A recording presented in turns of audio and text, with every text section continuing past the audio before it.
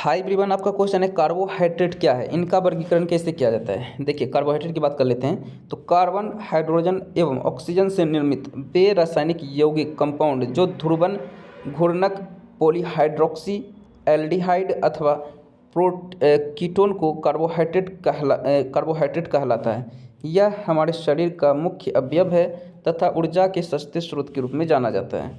Carbohydrate का सामान्य सूत्र होता है CxH2O बाई। ठीक है। कार्बोहाइड्रेट का वर्गीकरण की बात कर ले तो कार्बोहाइड्रेट को उनके जल अपघटन तथा उनके फलस्वरूप बने उत्पाद की संख्या के आधार पर 3 वर्गों में बांटा गया है। पहला मोनोसैकराइड, दूसरा ओलिगोसैकराइड, ठीक है, तीसरा पॉलीसैकराइड। पहली बात कर लेते हैं मोनोसैकराइड का। ठीक है।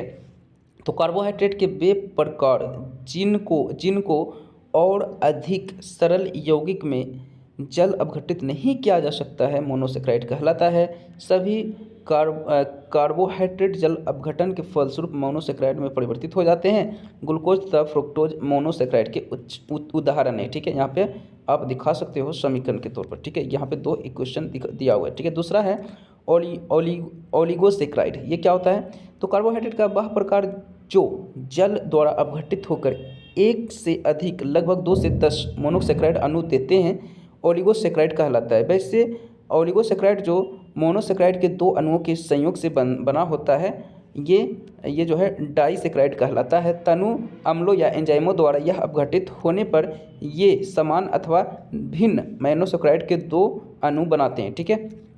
ओके, यहाँ पे जैसे समीकरण के तौर पे आप यहाँ पे दिखा देना।